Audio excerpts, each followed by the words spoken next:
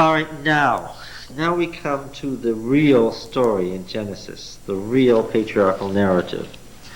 Who's the real patriarch in Genesis? Ask that of any 10 folks tomorrow morning. Who's the real important patriarch in Genesis? What are they going to say? No, I don't think they say Jacob. They're going to say Abraham. Yes. Everybody would say Abraham. Though when you go back and look at it again now, you're going to find out that the story of Abraham is really short. There isn't a whole lot about Abraham. He's made a great impression on history, obviously, as the founder of the covenant race, and because of his dominant personality, he's cast a long shadow over history, and because of the choices he made that are still affecting us today. But he is not the patriarch of Genesis. Who is the patriarch of Genesis? Not Jacob. No. Joseph.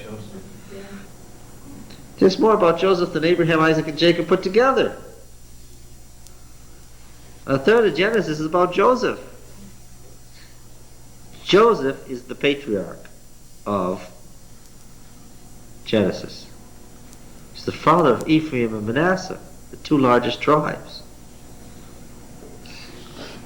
Yes. He's the covenant man. Where do you see the covenant begin to be fulfilled? With Joseph. He's a covenant man right from the beginning. Much of the Old Testament narratives, later Old Testament narratives, are based on Joseph. If you read the book of Daniel and you don't know that it's based on the Joseph narrative, then you miss much of its point. Oh, what? Say that again? The book of Daniel was consciously written on the Joseph narrative. Many of the kings were modeled after Joseph. There's a great deal in the Gospel of Matthew that is structured on the Joseph narrative. If you don't know this, you miss the meaning. Okay? Now then, we're about to begin the story of Joseph. This is the real patriarch. Okay? Jacob dwelt in the land of his father's sojournings. Notice it's still sojournings in the land of Canaan. Let me read that again. Is everybody listening? Wipe everything out of your mind. I'm going to start this. Jacob dwelt in the land of his father's sojournings, in the land of Canaan. This is the history of the family of Jacob. What is that? Starting the story. Yeah, that's the beginning of the story. That's a once upon a time, right? Have you begun to tell where the beginnings are? What's missing from my text here? What? That is missing from my text here. They start with 2b. He just omitted it? Yeah. Okay. Not at all. Joseph, being 17 years old, was shepherding the flock with his brothers. He was a lad with the sons of Bilhah and Zilpah, his father's wives. And Joseph brought an ill report of them to their father. Now we know all this stuff already about whose children were whose and so forth. Why? Because when they're starting a new story, what? They'll give you the setting of the background. Now Israel, notice how he's referred to. Now Israel loved Joseph more than any other of his children because he was the son of his old age. Not really true. Who was the son? Benjamin. This is poetic license here. And he made him a long robe with sleeves. No coat of many colors. Alas, alas, alas, alas. That's a mistranslation, a misunderstanding of the word. Goodbye, coat of many colors. What was it? Long sleeves. Long robe with long This sleeves. is reaching to the feet. Yeah. Okay, that's what the long robe means, literally. Why is that an important detail? Yes. Because only the designated prince wore the royal robe that reached to the feet. The others can have sleeves. This was the really stupid thing for Jacob to do. This was really stupid. He had a favorite son, and what? And he shoved it. He let all the others know that this was his favorite. He got the royal robe. This is a direct slap in the face at Reuben. Why? Oh, we know why. And who were his followers? Simeon. Right. All right. Joseph is the oldest son, all right, though. Joseph is the firstborn of Rachel. Yes, the firstborn of Rachel. Yeah.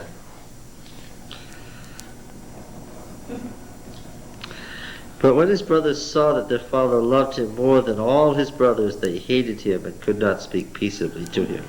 Now Joseph had a dream. When he told it to his brothers, they only hated him the more. He said, now, if Jacob should be hanged here for stupidity, Joseph should be hanged twice. Why? For repeating. It's one thing to have the dream, it's another thing to tell them. He wasn't stupid, he was arrogant. Yeah, that's what it was. Well, that's what I was going to ask. Why was he so stupid? Because he was blinded by his own arrogance. You think of these as streams Yeah. What? You think of these as streams from God. That's fine. But what? Just because he had dreams from God, should he have told them? God intended that he should. I'm sure he did, so that after it happened, they could think about it. Oh yes, there's no doubt that when God gave him these dreams, knowing Joseph's character, what did he know? He know that that Joseph would tell, and what did he know the brothers would do? Get rid of him. Yes, all of this is God setting the situation up. Joseph had a dream. When he told it to his brothers, they only hated him the more. He said to them, "Hear this dream which I have dreamed. Behold, we were binding sheaves in the field, and lo, my sheaf arose and stood upright. Behold, your sheaves gathered round it and bowed down, and my sheaf." Yes, no. Yes. It was because of his position in the family, because he was the pampered one, that he had the nerve to tell them this. Right? Oh yes, they might as well get used to it, because he knew that what? He was the favorite son. And what was going to happen? He was going to be the leader of the family and have the inheritance. He knew that. And guess what? They knew it too, but what? Yeah, they didn't like it at all.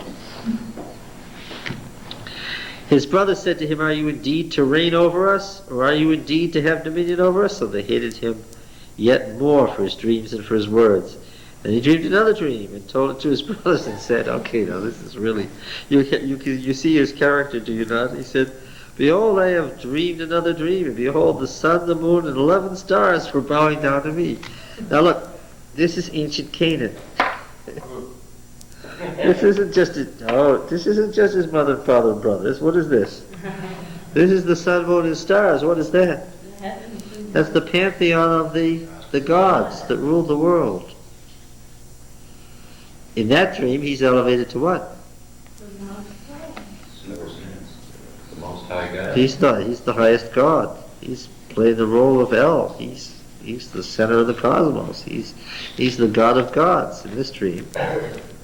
Now, given the ancient predisposition, the dreams come from God. Right? He's either lying or what? But when he told it to his father and his brothers, his father rebuked him. Even Jacob couldn't stand this. This was too much. Said to him, "What is this dream that you've dreamed? Shall I and your mother and your brothers indeed come to bow ourselves to the ground before you?" And his brothers were jealous of him. His father kept the saying in mind. What does that mean? Well, Jacob remonstrated with him, and what? Yeah, he still thought it was going to happen. Was Rachel still living at this time? No, I don't think so. So, I mean, there's a reference to His mother, yes. Now his brothers went to pasture their father's flock near Shechem. Ha! Why can they pasture their flock near Shechem? Because there's nobody living here. How did that happen? Simeon and Levi did them all. Israel said to Joseph, "Are not your brothers pasturing the flock in Shechem? Come, I'll send you to them." He was one of the older sons. What do you notice? When they went out to keep the flocks in the far areas, what? You stay at home. He stayed home. Yeah. "I'll send you to them." He said, "Here I am." He said, "Go now, see if it's well with your brothers and with the flock, and bring me word again." So he sent him from the valley of Hebron, which is in the south, and he came to Shechem. Now that's a long way off. That's 50, 60 miles. A man found him wandering in the fields, and the man asked him, "What are you seeking?" He said, "I'm seeking my brothers." He said, "Tell me, I pray you, where are they pasturing the flock?" He said, "They have gone away, for I've heard them say, 'Let us go to Dothan.'" So Joseph went after his brothers and found them at Dothan on the coastal plain. They saw him far off before he came near to them. They conspired against him to kill him. They said to one another, "Here comes this dreamer." No, it's literally, "Behold, the dreamer cometh." Behold, the dreamer cometh. That's like the master of dreams. Baal, Baal. Yeah, the Lord of Dreams, yes. A phrase used in the book of Daniel. "Come now, let us kill him and throw him into one of the pits. Say that a wild beast has devoured him, and see what will become of his dreams." When Reuben heard it, he delivered him out of their hands, saying, "Let us not take his life." How did Reuben get to tell them what to do? He was what? He was the oldest. Reuben said to them, "Shed no blood. Cast him into this pit in the wilderness, but lay no hand on him," so they might rescue him out of the hand and restore him to his father. So when Joseph came to his brothers, they stripped him of his robe, the long robe with sleeves that he wore. They really hated that, didn't they? They took him and cast him in the pit, and the pit was empty. There was no water. So this is a cistern. Then they sat down to eat. They've thrown him into the cistern, and now they're sitting down to eat. And looking up, they saw a caravan of Ishmaelites coming from Gilead, that's Transjordan. You remember Uncle Ishmael? With their camels bearing gum, balm, and myrrh on the way to carry it down to Egypt. Then Judah said to his brothers, now who was Judah again? Let's go back over there to chapter 32. Who was Judah again? Is it 32? Am I right? No, 30. Which one was Judah? This is the fourth lead. Where is he? Reuben, Simeon, Levi, Judah is the fourth. This is fourth oldest. Yeah. And that was when she sort of left us for a while. Yes, when she stopped bearing. This is the youngest brother of Reuben, Simeon, Levi, and Judah. This is quite a group, Leah, right? Leah's sons. Reuben, Simeon, Levi, Judah. What are we going to find out about Judah? We're going to see it again and again. Huh? Of the four sons, what? He's more known. Who's the real leader? Who's the one who actually does the speaking and gets them to follow him and so forth? We're going to find out that it's Judah is the leading tribe. This is also to explain how Judah comes to be the leading tribe even at the time of the Exodus. Alright. Judah said to his brothers, what profit is if we slay our brother and conceal his blood? Come, let us sell him to the Ishmaelites. Let not a hand be on him, for he is our brother, our own flesh. His brothers heeded him. Then Midianite traders passed by. They drew Joseph up and lifted him out of the pit. They sold him to the Ishmaelites for 20 shekels of silver and took Joseph. This is the 2/3 of the usual price, by the way. They took Joseph to Egypt. They didn't get your usual slave price out of him. Why? He probably didn't look like a very promising slave.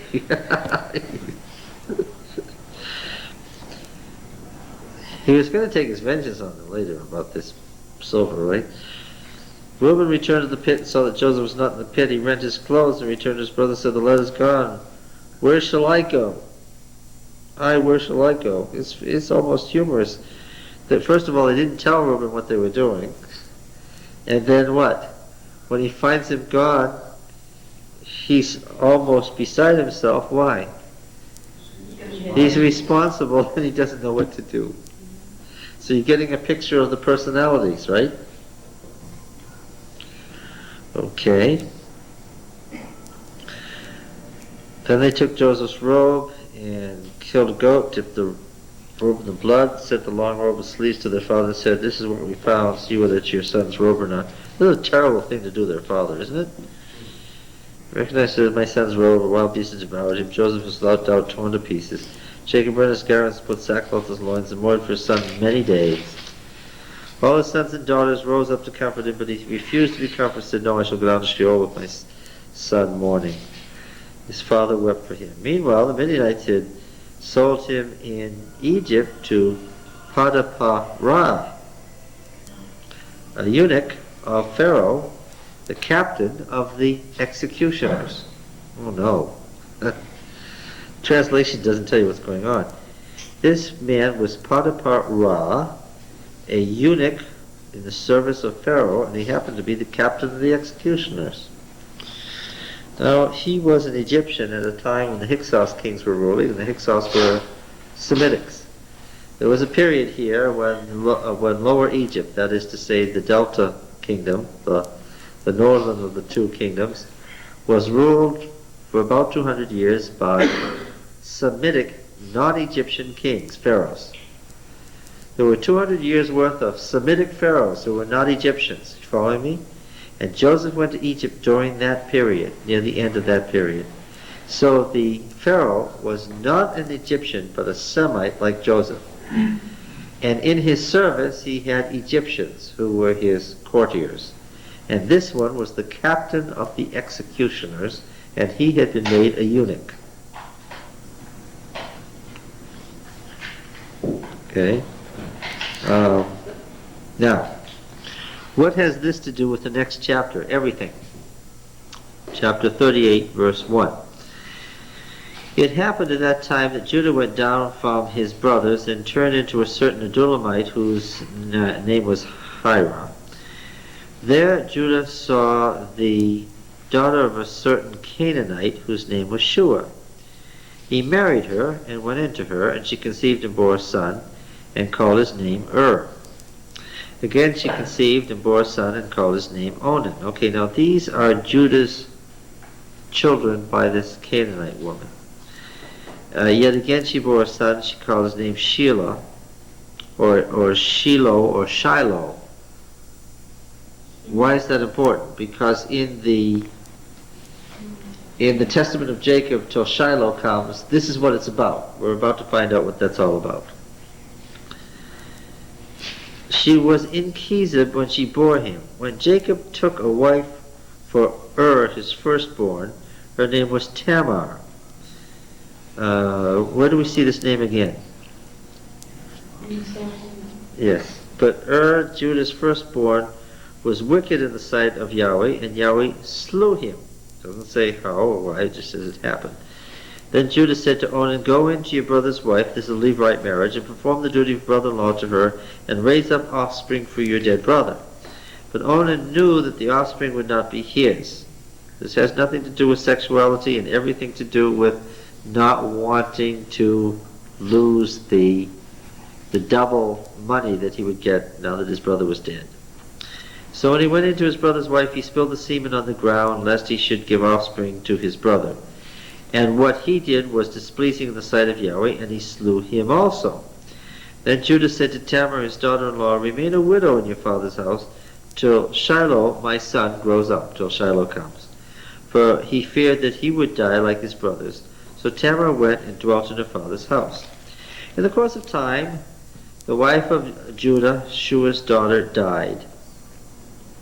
And when Judah was comforted, he went up to Timnah to his sheep shearers, he and his friend Hira the Adulamite.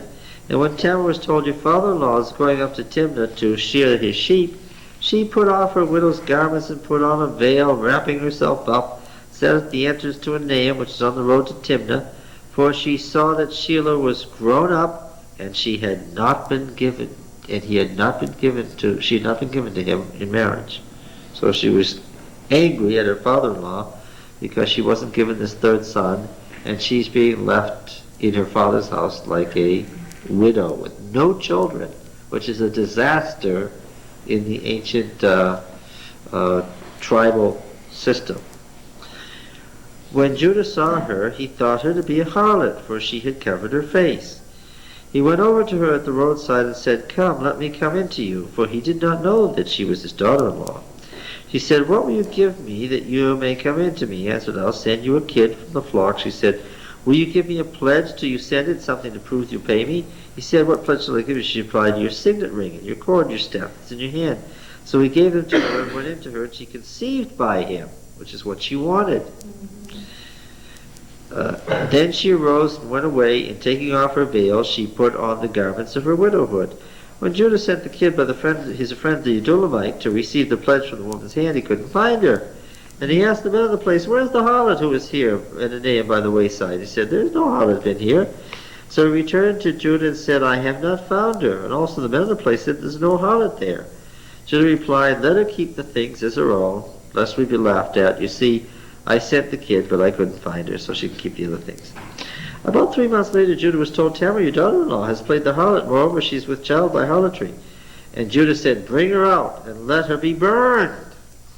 Dun, dun, dun, okay. And as she was being brought out to be burned, you see the picture, she sent word to her father-in-law, "By the man to whom these belong, I am with child." She said, "Mark, I pray you, who these are, this signet ring and cord and staff." Judah acknowledged them and said, "She's more righteous than I, inasmuch as I did not give her to my son Shelah, and he did not lie with her again. When the time of her delivery came, there were twins in her womb." This, by the way, is the Yahwist writing, right? He never tells you what he thinks. You're supposed to figure that out on your own. When she was in labor, one put out a hand, and the midwife took and bound his hand with a scarlet thread, saying, "This one came out first." But he drew back his hand. Behold, the other brother came out. She said, "What a breach you've made for yourself." Therefore she called him Perez. Okay. Afterward, his brother came out with the scarlet thread on the hand, and his name was called Zerah. All right, now, who is being played off here against whom? We are setting up two stories here. We are setting up two stories. Can you see the setup of the two stories? Judah, obviously Judah, and the tribe of Judah, and Joseph, Ephraim and Manasseh. Why? Why are we setting up both the story of Judah and the tribe of Judah and the tribe of Joseph, that is Ephraim and Manasseh? Their place will be they will take the place of their father, won't they? Are they the big ones? Big ones. Ephraim and Manasseh are the northern kingdom of Israel. And Judah is, yes, there's Simeon and there's Benjamin and others, but these are the two kingdoms. This is Israel and Judah. And Joseph is being compared to Judah and their origins, because how does this happen to be in the story of Joseph? Because he's telling you about the origin of the two kingdoms. He's telling you about the origin of the leading tribes of Israel. He's telling you step by step how Israel came to be what it is. And even in the Exodus, Ephraim, Manasseh, and Judah are the leading tribes. Okay? That's why this narrative has been recounted. Now Joseph was taken down to Egypt, and Potiphar, the eunuch of Pharaoh, captain of the guard, an Egyptian. Notice the point that he's an Egyptian. Wouldn't you expect the captain of the guard to be an Egyptian? Not during this period when... So this was a collaborator, an Egyptian who was serving a Semitic king. Brought him from the Ishmaelites who had brought him down there. Yahweh was with Joseph, and he became a successful man. He was in the house of his master the Egyptian. His master saw that Yahweh was with him, and that Yahweh caused all that he did to prosper in his hands. So Joseph found favor in his sight and attended him, and he made him overseer of his house, and put him in charge of all that he had. This is the time of the great estates when there were overseers who ran the estate for the absent Lord. Okay, this is a great man in Egypt. From the time that he made him overseer in his house and over all that he had, Yahweh blessed the Egyptian's house for Joseph's sake. The blessing of Yahweh was on all that he had in house and field, so he left all that he had in Joseph's charge. Having him, he had no concern for anything but the food which he ate. Why was he still concerned with the food that he ate? Yes, because he's wanting to make sure he's not going to be poisoned. Now Joseph was handsome in stature and well proportioned. That's what handsome means. He was handsome in stature, that is well proportioned. And he was also good looking, which refers to facial features. These are the same words that are referred to only elsewhere in Genesis in reference to Rachel, his mother. I gather that he looked like his mother from what's being said here. And after a time, his master's wife cast her eyes on Joseph and said, "Lie with me." Not surprising, since we have already found out what? That this man is a eunuch. Helps to know that, right? Not terribly surprising. He's running the house. But he refused and said to his master's wife, "Lo, having me, my master has no concern about anything in the house, and he's put everything that is here in my hand. He is not greater in this house than I am, nor has he kept anything from me except yourself, because you're his wife. How then can I do this great wickedness and sin against God?" And although she spoke to Joseph day after day, he wouldn't listen to her, to lie with her, or be with her.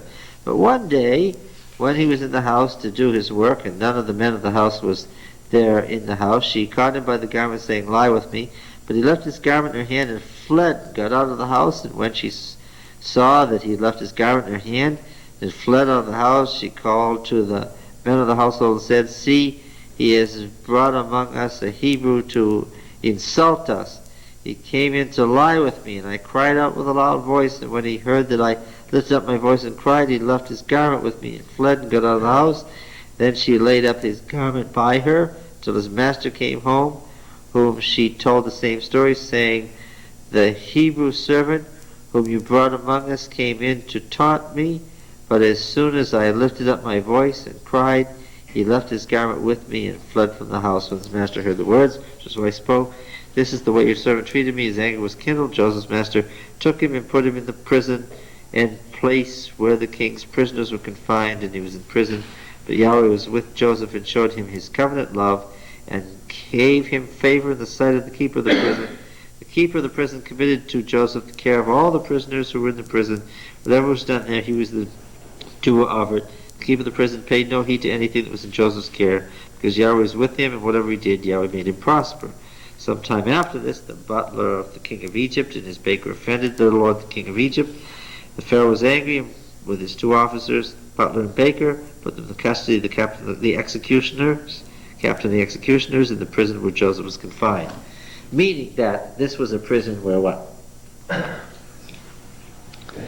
Yeah, anyone who was there could at any moment what? Be executed. Pharaoh was the chief of the execution, and Pharaoh Potiphar was the chief of the execution. So this was a prison that he was running. I wonder why this man didn't kill Joseph. He knew his wife. Oh, yeah. Oh, yes. He's offended that this has happened. He's angry, and certainly angry with Joseph that he had allowed it to happen, that he was so naive as to allow it to happen. He's angry with him, but what? But he was angry not to do something stupid. No, because he believes that Joseph is divinely led, and he doesn't believe that this Joseph had anything to do with this. Yeah. The captain of the guard charged Joseph with them, and he waited on them. They continued for some time in custody, and one night they both dreamed, butler and baker, of the king of Egypt, confined in the prison, each his own dream, each dream with its own meaning. When Joseph came to them in the morning and saw them, they were troubled, so he asked Pharaoh's officers who were with him in custody of the master's house, "Why are your faces downcast?" They said, "We have dreams, there's no one to interpret." Joseph said, "Do not interpretations belong to God? Then tell them to me, I pray you." So the chief butler told his dream, and Joseph said to him, to Joseph and said to him, "In my dream there was a vine In the vine there were 3 branches, soon it budded, its blossom shot forth, clusters ripened into grapes. Pharaoh's cup was in my hand. I took the grapes and pressed them into Pharaoh's cup and placed it in the Pharaoh's hand. Joseph said to him, this is the interpretation. The 3 branches are 3 days. Within 3 days Pharaoh will lift up your head and restore you to your office. And you shall place Pharaoh's cup in his hand as formerly. But remember me when it's well with you, and do to me kindness, I pray you, and make mention of me to Pharaoh, and get me out of this house. For I was stolen out of the land of the Hebrews, and here also I have done nothing that they should put me in this dungeon. Chief baker's interpretation was favorable. He said to Joseph, saw that this interpretation was favorable. I had a dream too. There were 3 cake baskets on my head. The uppermost basket and all sorts of baked food for Pharaoh. The birds were eating out of the basket. Joseph said, this is the interpretation. 3 baskets are 3 days. Within 3 days Pharaoh will lift up your head from off of you, hang you on a tree, and the birds will eat their flesh off of you. 3rd day was Pharaoh's birthday. He made a feast, lifted up the head of the chief butler, and the head of the chief baker from among his servants, restored the butler to butlership, hanged the baker as Joseph had interpreted, but the chief butler didn't remember him. After 2 whole years, Pharaoh dreamed that he was standing by the Nile, 7 cows coming up of the water. Does any of this remind you of the book of Daniel? Any of this at all? Since a lot of the words are word for word repeated in Daniel with the same syntax, the same meaning, all sections of the narrative are lifted. He wants you to think of Daniel as a Joseph figure. The fat cows and the sleek cows. He fell asleep again and dreamed a second time. 7 ears of grain, plump and good. 7 blighted thin ears. Can't find anybody to interpret it, and what comes into the butler's mind? Oh, yes. The guy who correctly interprets dreams in the prison there. He says, I remember my fault today. Joseph probably remembered it too after 2 years. He tells him about this story about this man who interpreted his dreams. They brought him hastily out of the dungeon, verse 14, and when he had shaved himself and changed his clothes, he came in to Pharaoh. When he shaved himself, what did he shave? Everything. Yes, everything. The Pharaohs had no body hair at all. He was totally shaved. And then, of course, it's funny, they shaved off the eyebrows and then painted them back on. Right? All right. Joseph hears the Pharaoh's dream. And it says, verse 24, I told it to the magicians, but there was no one who could explain it to me. Verse 25, Joseph said to the Pharaoh, the dream of Pharaoh is one. I'll reveal to Pharaoh what he's about to do. 7 good cows, 7 years, good years, and then 7 lean years. Notice the sets of 7 years. God has shown to Pharaoh what he's about to do. 7 years of great plenty to the land of Egypt. After 7 years of famine, the plenty will be forgotten in the land of Egypt. The famine will consume the land. The plenty will be unknown in the land by reason of famine. And the doubling of Pharaoh's dream means that the thing is fixed by God, and God will shortly bring it to pass. Now therefore let Pharaoh select, notice this, verse 33. Now therefore let Pharaoh select a man discreet and wise. These are the same words applied to Daniel. Discreet and wise, and set him over the land of Egypt. Let Pharaoh proceed to appoint overseers over the land, and take the 5th part of the produce of the land, more than 1/7. What? See that? More than 1/7. In the plenties and good years, and lay them up and gather. The fruit shall be reserved for the 7 years of famine, that the land may not perish. The proposal seemed good to Pharaoh and all his servants. Pharaoh said, can we find such a man in this, in whom is the spirit of the gods? So Pharaoh said to Joseph, since God has shown you all this, there's none so discreet and wise as you are. You'll be over my house, and all my people shall order themselves as you command. Now when Joseph had suggested, why don't you find a wise and discreet man, one who understands these things, was it lost on him? I don't think he was naive anymore. What was he doing? Yes, he was volunteering for the job. Well, And Mother probably told Pharaoh more than just about the dreams, too. he was a good overseer. Probably checked with Potiphar. Everything had gone well in Potiphar's house and in the prison, so Yes.